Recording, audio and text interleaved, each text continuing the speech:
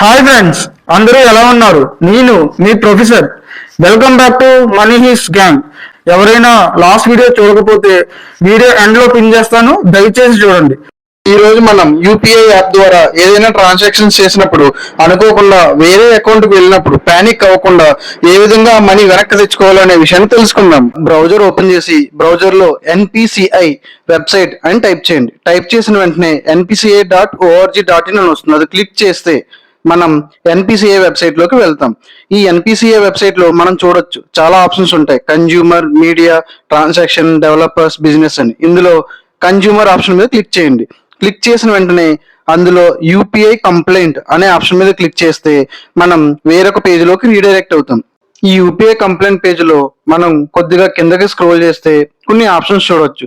Transaction, pin, account, registration, SMS అని. మనం transaction అనే ఆప్షన్ మీద క్లిక్ చేయాలి. వన్స్ మీరు ట్రాన్సాక్షన్ ఆప్షన్ మీద క్లిక్ చేసిన తర్వాత మన డీటెయిల్స్ అనేవి ఇక్కడ ఇవ్వాలి. నేచర్ ఆఫ్ ట్రాన్సాక్షన్, మర్చెంట్కి పంపించామా రాంగ్ గా, లేకపోతే పర్సన్ కి పంపించామా. నేను పర్సన్ కాబట్టి పర్సన్ టు పర్సన్ సెలెక్ట్ చేసుకున్నాను. తర్వాత ఇష్యూ టైప్, మనది మూడో option incorrectly transfer to another account అనే ఆప్షన్ సెలెక్ట్ చేసుకోవాలి. మిగిలిన ప్రాబ్లమ్స్ అయితే రిమైనింగ్ ఆప్షన్ సెలెక్ట్ చేసుకోవాలి. But incorrectly transfer to another account అనేది ఇక్కడ అప్లికేబుల్ అవుతుంది. కమెంట్స్, ఇక్కడ నేను incorrectly transfer to another account అనేది ఇచ్చాను. బట్ మీకు నచ్చిన కమెంట్స్ అనేవి ఇక్కడ ఇవ్వచ్చు. వన్స్ కమెంట్స్ ఇచ్చిన తర్వాత మన ట్రాన్సాక్షన్ ఐడి అనేది ఇవ్వాలి.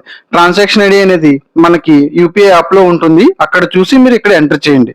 ట్రాన్సాక్షన్ ఐడి ఎంటర్ చేసిన వెంటనే మనం ఏ బ్యాంక్ నుంచి అయితే అమౌంట్ అనేది సెండ్ చేసామో ఆ బ్యాంక్ అకౌంట్ ని సెలెక్ట్ చేసుకోవాలి. నేను ఐసిఐసిఐ బ్యాంక్ ని పంపించాను కాబట్టి ఆ బ్యాంక్ అకౌంట్ ని సెలెక్ట్ చేసుకున్నాను. తర్వాత యూపీఐ ఐడి, ప్రతి ఒక్కరికి ఒక యూపీఐ ఐడి ఉంటుంది. @IBL అని, లేకపోతే SBI అని ఏదో ఒకటి ఉంటుంది. ఆ యూపీఐ ఐడి అనేది మీరు ఇవ్వాలి. అమౌంట్ కాలంలో మనం ఎంతైతే రాంగ్ గా సెండ్ చేసామో ఆ అమౌంట్ అనేది ఇక్కడ ఎంటర్ చేయాలి. వన్స్ ఆ అమౌంట్ ఎంటర్ చేసిన తర్వాత డేట్ ఆఫ్ ట్రాన్సాక్షన్ అనేది సెలెక్ట్ చేసుకోవాలి. డేట్ ఆఫ్ ట్రాన్సాక్షన్ ఇచ్చిన తర్వాత మన ఈమెయిల్ ఐడి, మొబైల్ నెంబర్, ఈ రెండు డీటెయిల్స్ చాలా ఇంపార్టెంట్. ఈమెయిల్ ఐడి మన పర్సనల్ ఈమెయిల్ ఐడి ఇచ్చుకుంటే బెటర్.